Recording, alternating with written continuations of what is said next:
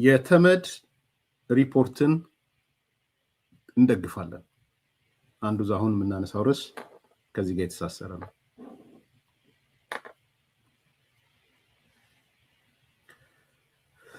እንደ አውሮፓ አቆጣጠር ከጁን 15 እስከ ጁላይ 7 2026 ድረስ ገና ይቀጥላል ማለት ነው። በጄኔቫ ስዊዘርላንድ እየተካሄደ ባለው የተባበሩት መንግስታት ድርጅት የሰብአዊ መብት ምክር ቤት 62ኛ ጉባኤ ላይ ኤርትራን አስመልክቶ ሪፖርት ቀርቧል።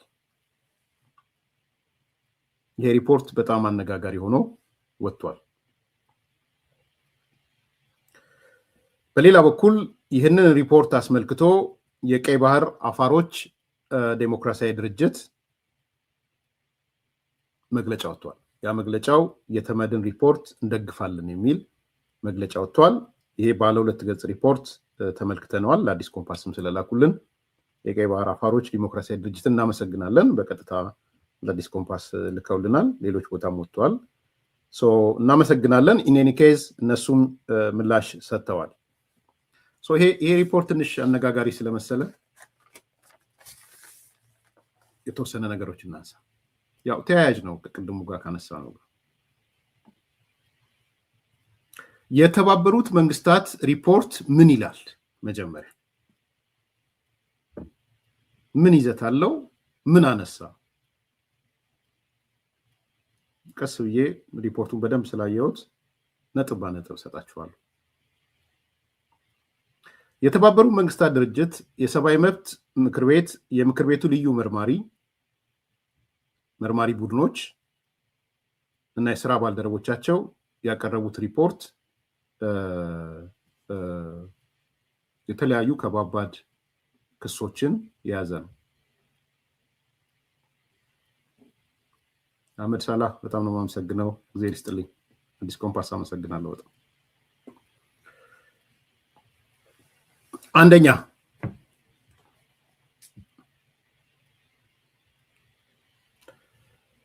የተመድ የሰብአዊ መብት ምክር ቤት 20ኛ ዓመቱን እያከበረ ባለበትና የሰብአዊ መብት ገምጋሚው 14ኛ ዓመቱን ባስቆጠረበት በዚህ ወቅት ከኤርትራ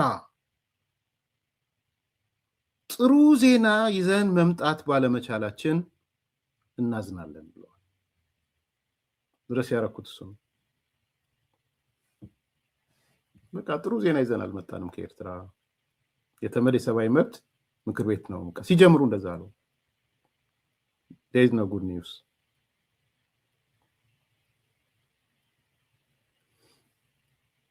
ይቀጥላሉ። ኤርትራ እዚህ ግባ የሚባል ሰብአዊ መብት አያያዝ ማሻሻል ያሳየች አገር መሆኗን በማዘን እንገልጻለን። ይቀጥላል። ኤርትራ አስከፊ የሰብአዊ መብት ጥሰት ያለባት ከመሆኗን በተጨማሪ ጉዳዩ በምንም መልኩ እንዳይመረመርና ሪፖርት እንዳይደረግ እንዲሁም የባለሙያዎች ማሻሻያ ምክረ ሀሳብ ለመቀበል ፈቃደኛ አይደለችም። ተመድ ላይ የቀረበ ነው። የተባበሩ መንግስታት የቀረበ ሪፖርት እንግባ ብለን ብንጠይቅ እንኳን የመግቢያ ቪዛ ከለከለችን። መግባት አልተፈቀደልንም።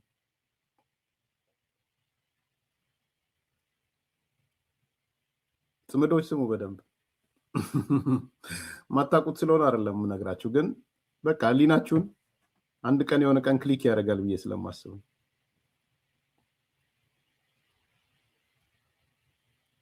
እንደዛ ነው እያሉ ያሉት አብ። እነሱ ግን በይፋ ገለጹ። ከኤርትራ ጥሩ ዜና ይዘን ስላልመጣ እናዝናለን ብለው ሪፖርቱን ሲጀምሩ እንደሱ ብሎ ነው የጀመሩት እና እንዲገቡም አልተደረገም፣ ቪዛም አልተሰጣቸውም፣ መግባት አይቻልም ነው የተባሉት። ሁለተኛ ይሄ ነው። ሶስተኛ በዝርዝር ሪፖርቱ ምን ይመስላል የሚለው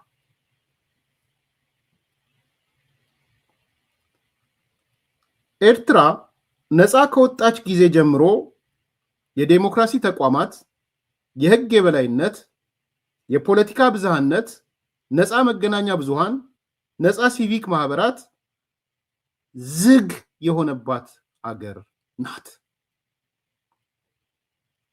በእንዲህ አይነት የፖለቲካ ሂደት ውስጥ የምታሳልፍ አገር ናት።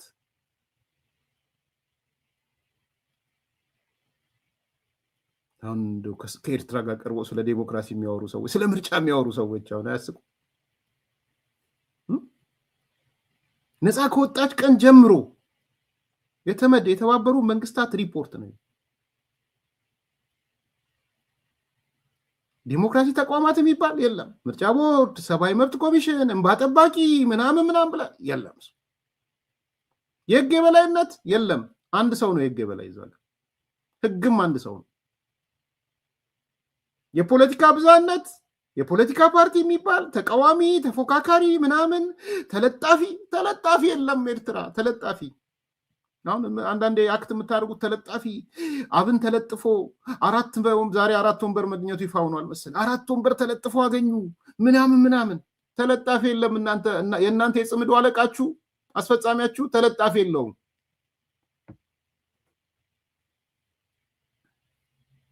ማፈሪያዎች ስለሆናችሁ ነው። ተለጣፊ ተውት። ይሄ ክሪቲካል ተቃዋሚ ተውትና ተለጣፊ የለውም። ኢትዮጵያ ለምርጫ እንኳን የተወዳደሩ 40 ፖለቲካ ፓርቲዎች ነው ያሉት፣ 42 ፖለቲካ ፓርቲዎች ነው ያሉት።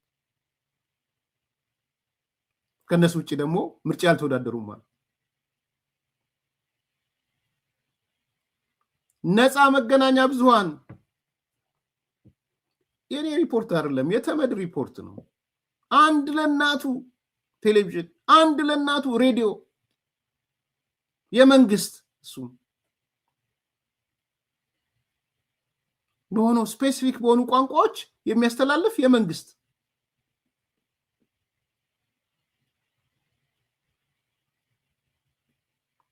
ነፃ ሲቪክ ማህበራት። ይሄማ የሚታሰብ አይደለም። ከየት መጥቶ የሲቪክ ማህበራት ኢትዮጵያ ውስጥ እኮ ስንት ነው ያለ? ከ3000 ሲቪክ ማህበራት ከዛ በላይ ነው ያሉት። 3000 ሲቪክ ማህበራት አገር በቀልና የውጭ ማለት ነው። በምርጫ እንኳን የተሳተፉትን ማህበራት ሰምታችኋል።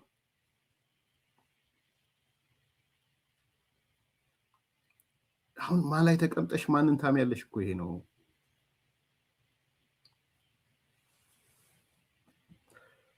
ይቀጥላል ሪፖርቱ።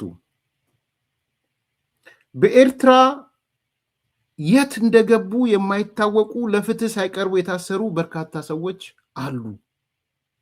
እነዛ ጂ50ዎች የምታስታውሷቸው ናቸው። ሚኒስትሮች ምናምኖች ናቸው። አንዳንዶቹ እዛው እስር ቤት ሞተዋል የሚል የተወራ ነው። አንዳንዶቹ አይናቸው ጠፍተዋል የሚል እንግዲህ ሚኒስትሮች ካብረው ከኢሳያስ ጋር ስርዓቱን እንጥላለን ብለው ደርግን እንጥላለን ብለው የነበሩ ሚኒስትሮች ጂ50 የሚባሉት አጉሯቸው አንዳንዶቹ ሞተዋል አሉ። አንዳንዶቹ ራሳቸውን አጥፍተዋል አሉ። አንዳንዶቹ ደግሞ ከጨለማው ብዛት አይናቸው ታውሯል። ይሄ ነው ኢሳያስ። ኢሳያሳይዜሽን ኦፍ ኢትዮጵያ ነው የምትፈልጉት? ኤርትራናይዜሽን ኦፍ ኢትዮጵያ ነው የምትፈልጉት?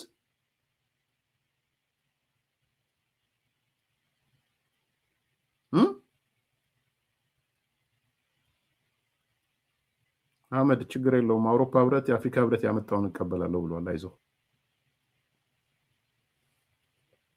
የአፍሪካ ህብረትን እንቀበላለን፣ እንደ ተቋም እናከብረዋለን ብሏል። ስለዚህ ያኔ ትነግረኛለህ አህመድ። እሺ ዩሮፒያን ዩኒየኖች አፍሪካ ህብረት ያመጣውን እንቀበላለን። ዩሮፒያን ዩኒየን ብቻ ሳይሆን እንግሊዝም ሌሎቹ ትንሽ ፋርዘር ሄዳ አንብበው። አሜሪካን ሀገር አውሮፓ ህብረት አይመጣም ሊታዘብ። አፍሪካ ስለሆንን ነው ከሌ ታዛቢ የለም ከሌ የምንባባለው። በነገራችን ነገ ከነገ ወዲያ ማንም ላይኖር ይችላል። ራሳችን ዜጎች እንታዘባለን። የኢትዮጵያ ወጣቶች የኛ ትውልድ ሳይሆን የሚቀጥለው ትውልድ ማለት ነው። የሆነ ኔጌቲቭ ነገር ለመጨመር አስበህ ከሆነ ተሳስተሃል ልልህ ፈልጌ ነው። ወይም ሌላ ነገር ለመሰንቀር ፈልገህ ከሆነ አሁን የምናወራው ስለ ኤርትራ ነው። ኤርትራ ደግሞ የሰብአዊ መብት ሪፖርቷ ላይ የተባበሩ መንግስታት ስለ ኤርትራ ያቀረበውን የሰብአዊ መብት አበሳና መከራ ነው እያነሳን ያለው። ኢንተርናላይዝ እንድታደርጉ ፈልጋለሁ። ይሄን እንደዚህ አይነት ነገሮች በነገራችን ላይ እኔ በቁጭት ነው የማቀርበው። በቁጭት የማቀርብበት ምክንያት ከዚህ በፊት ነግሬያቸዋለሁ። ኢሳት እያለን እንዲህ አይነት ሪፖርቶች እየወጡ አይተን እንዳላየን ነበር የምናልፈው። እሱ ይቆጨኛል፣ ይጸጽተኛል። ሁሌም ነው የምናገረው። ከኔም ጋርም የነበረው አሁን ስለ ኤርትራ መንግስት ጥሩ ነገር እውነታም እየተናገሩ ያሉ ሰዎች በጸጸት ቢገልጹት እወዳለሁ። ከልብ መጸጸት ከሆነ ከልብ መጸጸት ጥሩ ነው። እውነቴን ነው፣ ከልቤን ነው የምለው። እንዲህ አይነት አደገኛ ሪፖርቶች፣ ክፉ ሪፖርቶች እየመጡ አይተን እንዳላየን ሳይሆን ለመድፈቅም ነው የምንሄደው። ይሄ ነው እውነቱ የነበረው። ቢኮዝ ምንም ቁጥጥር ያለው ሚዲያው ላይ አሁን ዛሬ እንደምታዩቸው ነው።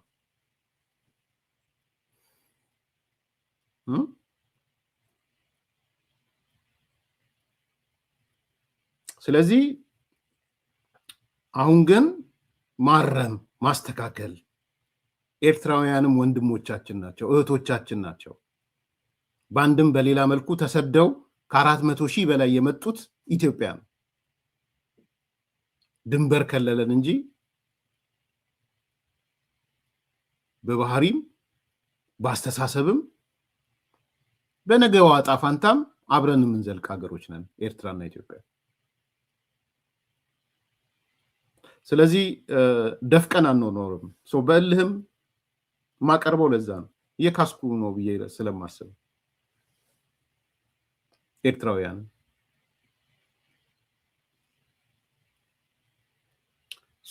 በኤርትራ የት እንደገቡ የማይታወቁ ለፍትህ ሳይቀርቡ የታሰሩ ሰዎች አሉ። የኤርትራ መንግስት በርካታ የሃይማኖት መሪዎችን አስሯል። በኤርትራ የተለየ ሐሳብ ያላቸው ሰዎች ይታሰራሉ። የኤርትራ መንግስት ውጭ ያሉ ዜጎችን ጭምር ያፍናል። ይሄን አልነገርኳችሁ? ምርመራ ሪፖርቱ ከማምጣቱ በፊት ኤርትራናይዜሽን ኦፍ ትግራይ ላይ ጽሁፉ ላይ አላሳያችሁ? ምንድን ነው የሚሆነው? ኤርትራ ውስጥ ልንገራችሁ፣ በጣም በጣም የሚያሳዝን እኮ ነው። አሜሪካን ዲሲ ተቀምጦ የኤርትራን መንግስት ተቃውሞ ወጥቶ ቪዲዮ ቢሰራ፣ ዩቲዩብ ላይ ቢወጣ፣ ሚዲያ ላይ ቢወጣ፣ ጽሁፍ ቢጽፍ ሰውየው ይታሰሳል። መጀመሪያ በኤምባሲው ማን ነው? የት አካባቢ ሰው ነው? ቤተሰቡ የት ናቸው? ኤርትራ ማለት ነው። እዛ ሰውየው በአጋጣሚ ከታወቀ ወንድም፣ እህት፣ እናት፣ አባት ኤርትራ ካለው አስመራ የሚሆን የሆነ ቦታ እሱ ጋር ለሚሄዱት ቀጥታ ቤተሰቦቹ ጋር ነው የሚሄዱት። ቤተሰቦቹ ጋር ሄደው እረፍ ያስብሉታል። አላርፍም ካለ ቤተሰቦቹን ያስራሉ። ዛሬ የትግራይ አዲሱ አዋጅ እሱ ነው። በነገራችን ላይ ይውልሲ አሁን የትግራይ ዋዋ ሲሉ የነበሩ እዚህ ውጭ ሀገር ሲያንቋቁ የነበሩ ህወሓትን ሲሰድቡ የነበሩ ቀስ ብለው ተንፍሰው የጦርነቱ ደጋፊ ሆነው ታያቸዋላቸው። እንደዛ ሲጫጫው ነው ህወሓት ማለት ደብረጽዮን ማለት ምናምን ማለት እያሉ ቡራ ከረዩ ሲመቱ የነበሩ ይውልሲ ትንፍስ ብለው የኤርትራ መቀናጆ ውስጥ ጽምዶ ውስጥ ገብተው ታያቸዋላችሁ። በእርግጠኝነት ነው የምነግራችሁ። ወይ አርፎ ይቀመጣል፣ ይጠፋሉ፣ ወይ ደግሞ ወደ ለመዱት ወደ ሌላ ወይ መዝናኛ ምናምን ካለ ወደዛ ይሄዳል። ኤግዛክትሊ ትግራይ ውስጥ የመጣው የኤርትራ ፕራክቲስ ነው። ተመድ አገር ስለሆነች ነው ስለ ኤርትራ እየነገረን ያለው። ዛሬ ቢቢሲ ሁሉም ሰው የተነጋገረበት ስለሆነ ነው የተወኩት እንጂ ሂዱና ቢቢሲ ላይ አንብቡ። በጣም ይዘገንናል። ትግራይ ያለው ቢቢሲ ያወጣው ሪፖርት ማይ ጋድ ምን ማለት ኤርትራ ምን ከዚህ በኋላስ ኤርትራ ምን ኤርትራ እንላለን? እዚህ አጠገባችን ትግራይን አስቀምጠን የትግራይ ክልልን አስቀምጠን ብላችሁ ነው የምትሉት? ሰዎች ከእግር ኳስ ሜዳ የሚታፈኑበት ለእግር ኳስ እየተጫወቱ ከትምህርት ቤት ሲመጡ የሚታፈኑበት ከዚህ በፊት ከቤተ ክርስቲያን ሲመጡ የሚታፈኑበት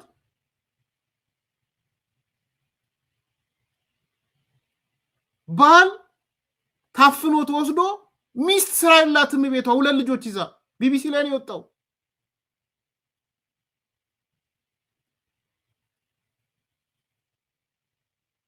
በስማም ነው ያልኩት።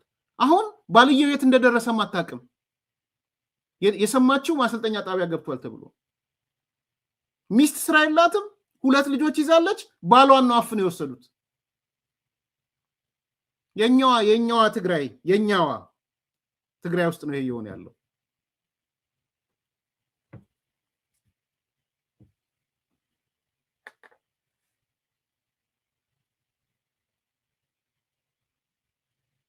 ነው የሚያስብለው። እኛ የተናገርነውን በሙሉ ያው ኢንተርናሽናል ሚዲያ ስለሆነ ሪፍሌክት ስላደረግነው ከዛ በላይ እናውቃለን። ስለዚህ የኛዋ ጉድም አለች ህወሓት የምትባል ያን ምስኪን የትግራይ ህዝብ መቀመቅ እየከተተች ያለች ሰምታችኋል። ዛሬ የሚያፍኑት ሰዎች ፊታቸውን ተሸፍነዋል። ኦንሊ አይናቸው ብቻ የምትታይ ናት አንዳንዶቹ። አልሻባብን አረገ ከዚህ በላይ አልሻባቦች እኮ ናቸው ማለት ነው። አይናቸው ብቻ የምትታይ ሽፋን ጭንብል ለብሰው ጭንብል ነው የሚባለው ምንድን ነው የሚባለው ትግራይ የኛዋ ትግራይ ውስጥ ማለት ነው። ከየት መጣ?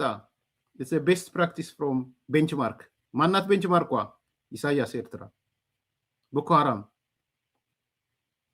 አይናቸውን ተሸፍነው አይናቸው ብቻ የሚታይ አፋኞች አሉ።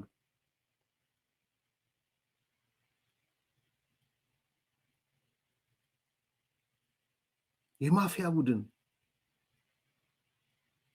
ከየት ትማራለች ታዲያ? ኤርትራን ስላወራ ነው እንጂ የተባበሩ መንግስታት ኢትዮጵያን ቢመጣ ተመሳሳይ ነገር ነው። ስለዚህ ኤርትራ በግዳጅ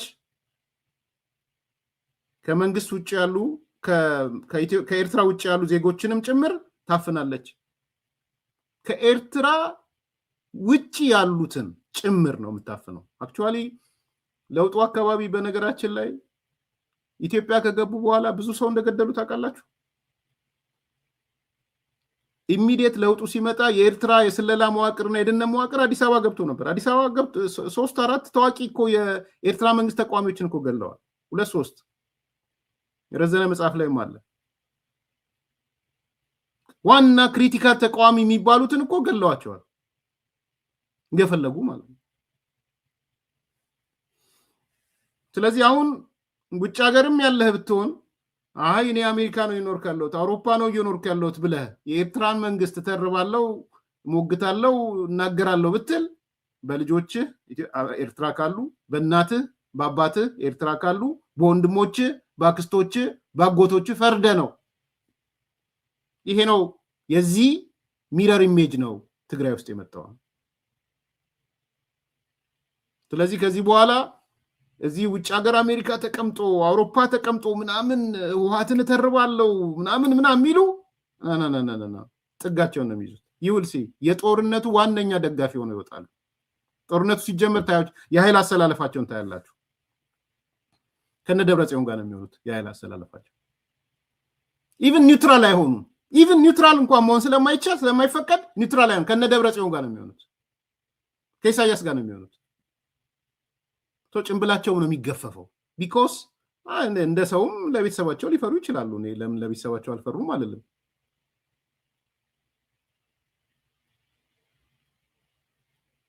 ስለዚህ የኤርትራናይዜሽን ኦፍ ትግራይ ዛሬ ኤርትራ ምን ትመስላለች የሚለውን የተባበሩ መንግስታት እየቀረበ ነው። የዛ ግልባጭ ደግሞ የኛዋ ትግራይ ጋር እየታየ ነው ያለው። ኤርትራ በግዳጅ ወታደር ምርመራ ታካሂዳለች፣ በርካቶች ተሰደዋል ይላል። ይሄ የምታውቁት ስለሆነ አላለፋችሁም። ኤርትራ ከዴሞክራሲ አንጻር ምርጫ ብሎ ነገር የለም፣ ምርጫ አታውቅም ይላል። ይሄም የምታውቁት ስለሆነ የምን ምርጫ ነው ያለው አይደል? ኢሳያስ አፈወርቂ it may be 20 30 years 4 years 40 30 አሁን 40 30 ዓመቱ መጣል እንዳለው እኮ ነው የሆነው። የምን ምርጫ እኮ ነው ያለው። አልጀዚራ ላይ ነው ቀርቦ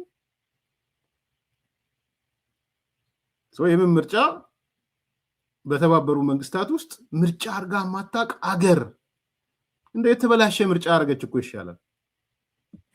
በኢህአዴግ ጊዜ የተበላሸ ነው ይሻላል። የተበላሸ ምርጫ ቢያንስ ፕራክቲሱ ይኖራል። ቢያንስ በትንሹ ፕራክቲሱ ይኖራል። ዋት ኢሌክሽን ነው ያለው ይሱጭሱ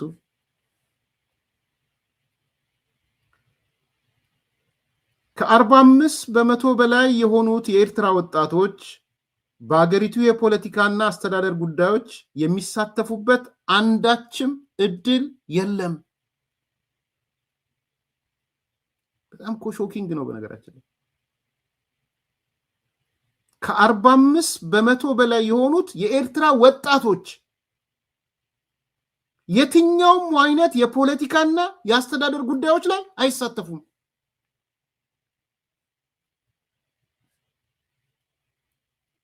እኔ የነዘረኝ ነጥብ አንዱ ይሄ ነው።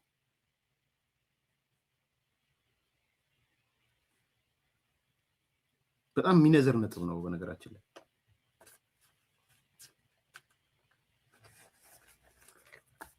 ለምን መሰላችሁ የሚነዝረው?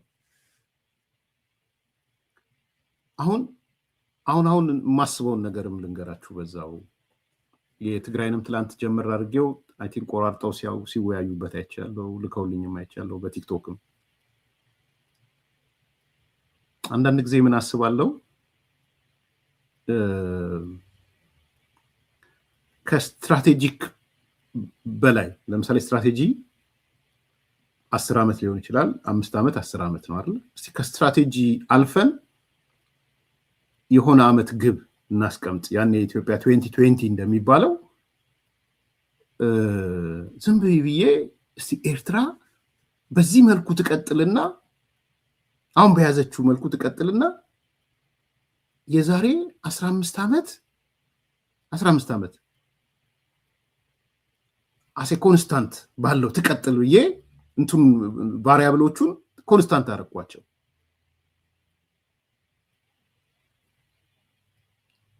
እና ምንድነው 10 ዓመት አሰላው እስቲ ሌት ሜክ ኢት 77 14 15 ዓመት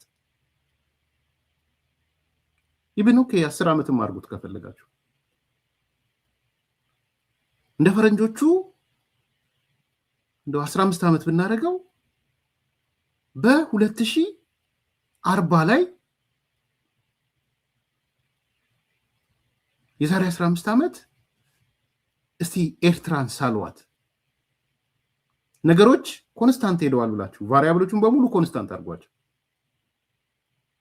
መንግስት አይለወጥም፣ ባለበት ይቀጥላል፣ መሪዎቹ ባሉበት ይቀጥላሉ፣ ወዘተ ማለት ያው የሚሞተው እንዳለው ቢሮክራሲው ባለበት ይቀጥላል።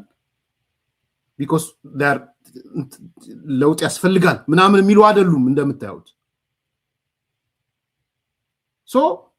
የትኛውም አይነት ፓራሜትር ሳይቀየር ቫሪያብሎቹ ሳይቀየሩ አሴ ኮንስታንት እየሄዱ እስቲ ምንድነው የዛሬ 15 ዓመት ኤርትራ ምን ትሆናለች?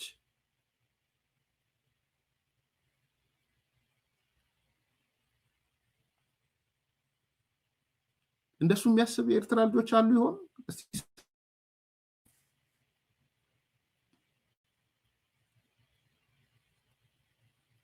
በጣም ነው የደነገጥኩት።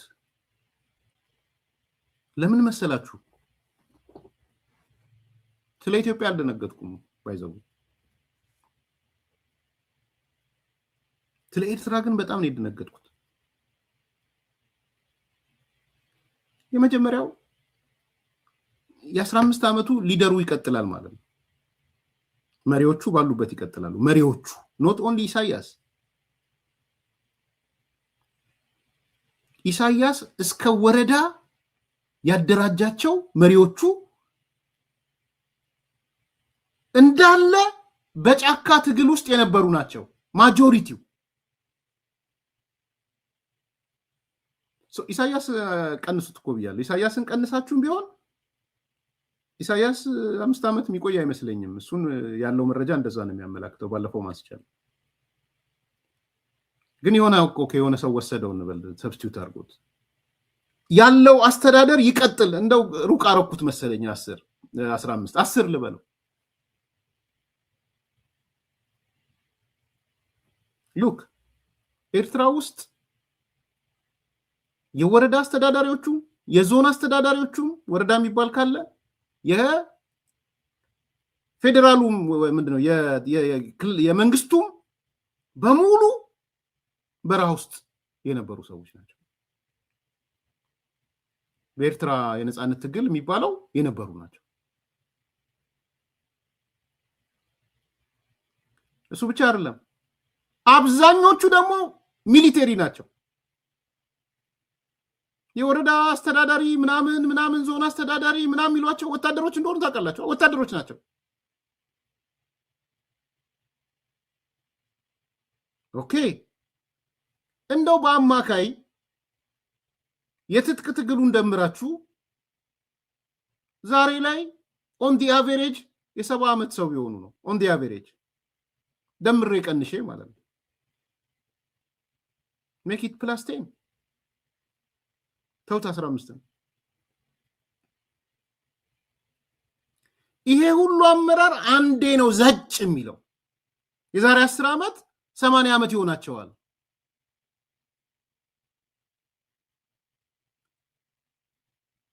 እዚህ ከስር የሚተካ የለም። ወጣት አይገባማ። 45% ያለው ወጣት ከፖለቲካው ተገሏል። ከምኑ እንዲገለል ተደርጓል።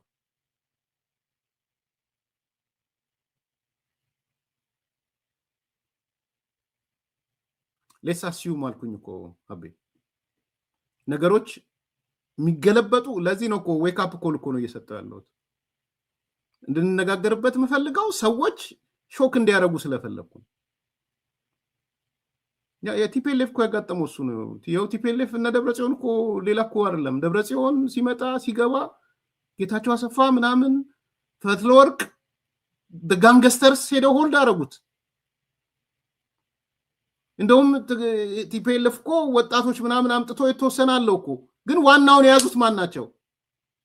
ደብረጽዮን ነው፣ ጌታቸው አሰፋ ነው፣ ፈትለወርቅ ናት፣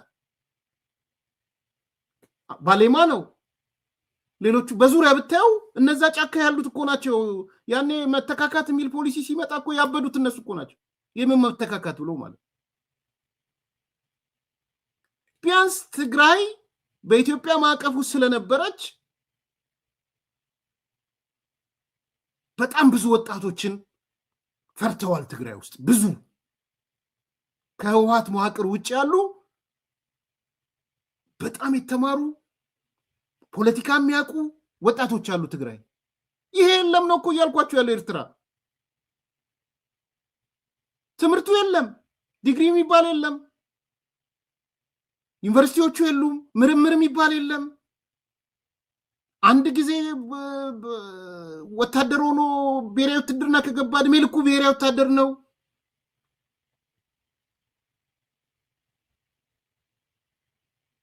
ስለዚህ ሰብስቲዩት የሚያደርግ ተተኪ መሪ የለም። አቤ ኢዝ ኖት ኦንሊ ኢሳያስ። የአገር በዚህ መልኩ ኢሳያስም ተቀንሶ ቢቀጥል እነዛ ሰዎች የ80 ዓመት ሰዎች ይሆናሉ። ኖት ኦንሊ ፖለቲከኛው ሚሊቴሪውን ጨምሮ ማለት ነው። ዛሬ የሚሊተሪው አዛዦች የነጻነት ጊዜው አዛዦች የነበሩት ናቸው።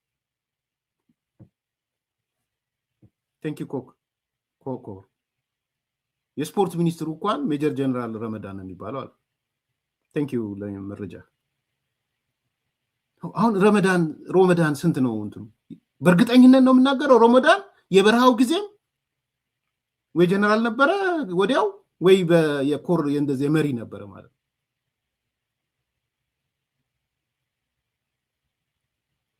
ኢትዮጵያ የማያሳስበው ኢቭን ትግራይ እነዛን ጎምደ ብታወጣ አዲስ የፈለቁ ወጣቶች አሉ። እነ ጌታቸው ረዳ አሉ። ሌሎች ፖለቲካሊ ላንስማማ እንችላለን። የአረና ልጆች አሉ፣ የሳልሳይ ወያኔ ልጆች አሉ። ላንስማማ እንችላለን ፖለቲካሊ። ቢያንስ ኢትዮጵያ አዲስ አበባ ቁጭ ብለው ፖለቲካ የሚሰሩ ወጣቶች አሉ። ዩኒቨርሲቲ የሚገቡ ባችለራቸው፣ ማስተርሳቸው፣ ፒኤችዲያቸው የሚይዙ አይቲ የሚማሩ ቴክኖሎጂ ጋር ያሉ ምን ያሉ ከዛ በፊት በብዛት ደግሞ ወደ ስኮላርሺፕ የወጡ ኢንተርናሽናል ኮሚኒቲ ውስጥ የገቡ የሌላውን ዓለም የተላመዱ ተጋሮች አሉ። ብዙ ናቸው። ሂውማን ካፒታሉ ብዙ ነው እያልኩ ያለሁት። ኤርትራ ውስጥ ግን ሂውማን ካፒታል የሚባል የለም። ሄሪ ነው ሂውማን ካፒታል የሚባል ምንድን ነው የሚሆነው? ይሄ ሀገር ከ10 ዓመት በኋላ እኔ ስለ ኤርትራ ይጨንቀኛል። ባይዘው ሲሪየስ ኮንሰርን አለኝ ኤርትራ ላይ። ስለዚህ ይሄ የተመድ ሪፖርት 45% የሚሆኑት ወጣቶች ኤርትራ ውስጥ ከየትኛውም ፖለቲካ ተገልለዋል ሲለን ምንድነው እየነገረን ያለው? የቀጣዩዋ ኤርትራ ኢቭን አፍተር ኢሳያስ የምታስፈራ ኤርትራ ናት።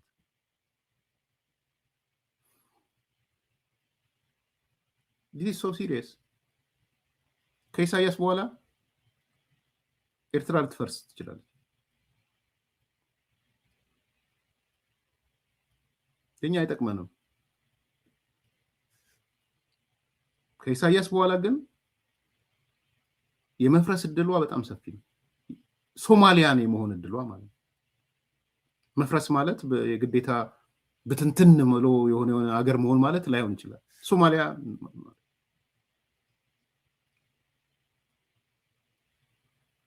ምክንያቱም ሰብስቲዩት የሚያደርጉት ተተኪ ትውልድ ኤርትራ ውስጥ የለም። ከዘመኑ ጋር የሚሄዱ ወጣቶች ወጥተዋል፣ የሉም፣ አልቀዋል ወይ? ይሄ ነው የሚያሳስበው። ኢትዮጵያ ኮንሰርን ሊኖራት ይገባል በዚህ ጉዳይ ላይ። ቅንጦት አይደለም ይሄ። ኢትዮጵያና ኤርትራ አብረው ነው የሚያድጉት። የኤርትራ መፍረስ ለኢትዮጵያ አደጋ ነው። ኤርትራ በጎበዝ አለቆች ውስጥ ከገባች ለኢትዮጵያ በጣም በጣም አደጋ ነው። በጣም ጎበዝ አለቆች ነው የሚሆነው ከዛ በኋላ። ቢኮዝ የለም ሰው፣ ወጣት የለም፣ ምንም የለም። መንግስታዊ ስርዓት የሚከተል ህግ አውጪ፣ ህግ አስፈጻሚ ብሎ የሚል ቢሮክራሲ ምናምን የለም፣ ፕራክቲሱም የለም።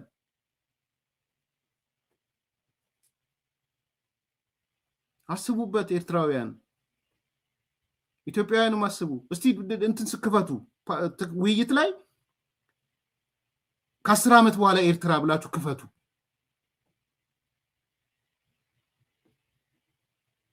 ዲያስፖራውን አይቀበለውማ። ትልቁ ችግር እኮ እሱ ነው።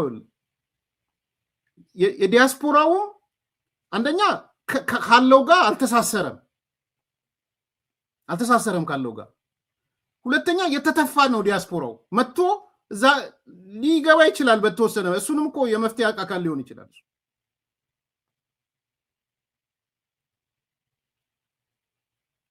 አሜሪካኖቹ ብዙ ጊዜ ነግሬያችሁ እንደሆነ አላውቅም፣ ግን አንብቡት። አንዲት አሪፍ አርቲክል አለች።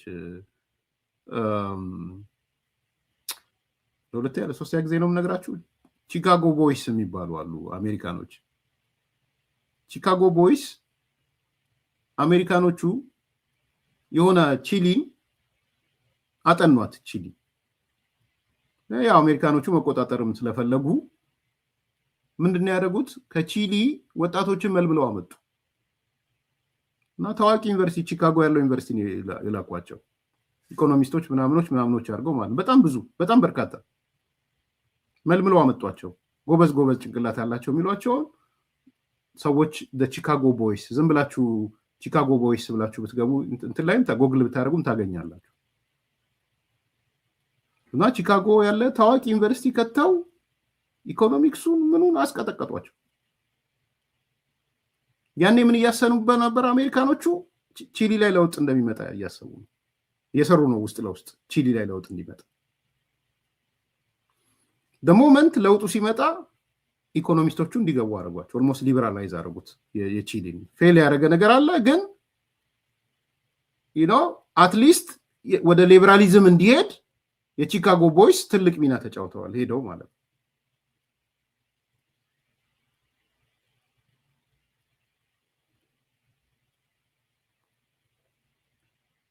ኦኬ አሁን ይሄ ከሆነ እኛስ ምን ማድረግ እንችላለን? ቺካጎ ቦይስ መፍጠር አንችልም ወይ? አንችልም? የአዲስ አበባ ቦይስ መፍጠር አንችልም? ወይም ጥሩ ኢኮኖሚክስ ጥሩ ሎ ትምህርት ቤት ያለበት ጅማ ዩኒቨርሲቲ ወይም ጎንደር ዩኒቨርሲቲ ሄደን ጅማ ቦይስ ጎንደር ቦይስ መፍጠር አንችልም? እስከሱ ድረስ ነው የማስበው።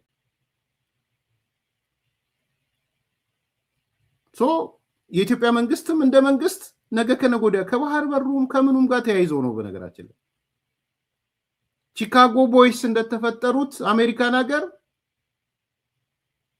የቺሊ ሰዎችን እንደ ኢኮኖሚክስ አሰልጥነው ልከው ኢኮኖሚ እንዲቆጣጠሩ እንዳደረጉት እኛም ጅማ ልከን ባህር ዳር ልከን ወይም ጥሩ የኢኮኖሚክስ ቢዝነስ ምናምን ያለበት ሎ ምናምን ያለበት ልከን የኤርትራ ወጣቶችን አሰልጥነን የጅማ ቦይስ መፍጠር አለብን ብዬ አምናለሁ። ጅማ ዩኒቨርሲቲ አንዱ ቤስት ነው ስለሚባል ቢዝነስ ላይ ባህር ዳርም እንደዛ ነው ሲሉ ሰማል። የትኛውም ስለዚህ ሰብስቲዩት የሚያደርጉ የኤርትራ ወጣቶች ማዘጋጀት አለብን። በጣም የሚቀረፍዳችሁ ሰዎች እንዳላችሁ አውቃለሁ፣ ግን ግድ ነው። ስትራቴጂክ ጥቅማችንን በሰጥቶ መቀበሉ ስለመጠቀም ኤርትራ እንደ ሀገር ኤግዚስት ማድረግ አለባት። ኤግዚስት ስታደርግ ደግሞ የሚያስቡ ሰዎች መምጣት አለባቸው። እኔ ፍራቻውን እንድታዩት ነው ዛሬ የፈለኩት። ሶሉሽኑ ላይ መምጣት አልፈለኩም ነበር፣ ግን እንደ አገር ከዚህ ሪፖርት የተረዳሁት ነገር የ10 ዓመት በኋላ ኤርትራ የምትባል ሀገር ዲስኢንቴግሬት ልታደርግ ትችላለች። ሞር ቢዝነስ ያለበት ያው አዲስ አበባ 5 ኪሎ አዲስ አበባ ያለው ቢዝነስ ኮሌጅም ሊሆን ይችላል። ዝምብዬ ነው ጅማ ያልኩት ቺካጎ ምናምን ከዚህ ጋር እንዲተሳሰርልኝ ነው እንጂ ጅማም ባህር ዳርም አዲስ አበባ ምናምን በሏቸው። አንደኛው ይሄ ነው። ሁለተኛ የአፋር የቀይ ባህር አፋሮች የሰጡት ነገር አለ። የቀይ ባህር አፋር ዴሞክራሲያዊ ኦርጋናይዜሽን ቅድም እንዳነሳላችሁ በመግለጫቸው ላይ የተመድን ሪፖርት እንቀበለዋለን ብለዋል። ስርዓታዊ የሆነ ጭቆና መምጣቱ እና መታየቱ በጣም ጥሩ ነው ብለዋል። ድርጅታችን በአፋር ላይ በጥናትና ምርምር በመረጃ ማስረጃ ያቀረበውን ኢሰብአዊ ድርጊቶች ኮንሲስተንት ነው ብለዋል። ይሄ ተመድ ያቀረበውና የአፋር ቀይ ባህር አፋር ዲሞክራሲያዊ ንቅናቄ አሁንም ቢሆን መርማሪው ቡድን በኤርትራ በነፃነት ገብቶ እንዲመረምር ተመድ ማድረግ አለበት ብለዋል። በቀጣይም በአፋሮች ላይ እየደረሰ ያለውን ሲስተሚክ የሆነ በደል በይፋ እንዲወጣ የሚል የአፋር የቀይ ባህር አፋሮች ዴሞክራሲያዊ ኦርጋናይዜሽን በዛ መልኩ ገልጿል። እንግዲህ በተመድ የተገኘችው የኤርትራ ቋሚ መልእክተኛ አምባሳደር ሶፊያ ተስፋ ማርያም እሷም ተናግራለች። ሪፖርቱ ተጨባጭነት የሌለውና በተጨባጭ ማስረጃ የተደገፈ አይደለም። ሪፖርቱ የተወሰኑ የውጭ ኃይሎች ፍላጎት የተንጸባረቀበት ነው። የሰብአዊ መብት አጣሪ ቡድኑ ቆይታ እንዲያበቃ እጠይቃለሁ።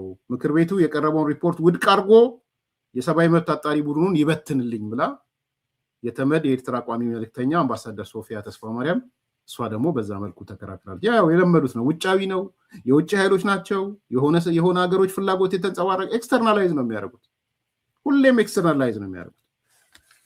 ስለዚህ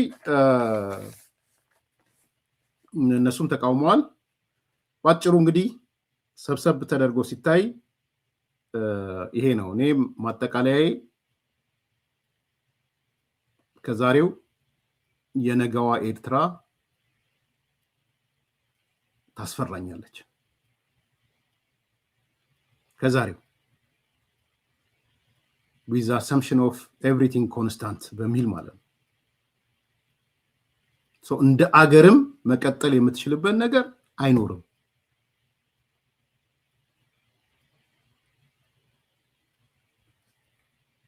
ይሄንን በደንብ ማሰብ ይጠይቃል። እነዚህ ነገሮች ቀላል ነገሮች አይደሉም። ይሄ ሰውዬ ኢሳያስ ከመጀመሪያው እንግዲህ አብሮት የነበሩ ሰዎችም እንደነገሩን ህልሙ እሱ በቃ ኤርትራ ብቻ አልነበረችም ህልሙ እሱ ኢትዮጵያንም ማስተዳድራለው የምስራቅ አፍሪካ ንጉስ ነው ሆነው ምናምን ነበር። እሱ ሁሉ ነው የጨለመበት። እያንዳንዱ ህልሙ ሲጨልም የጥፋት ፊት አውራሪ ነው።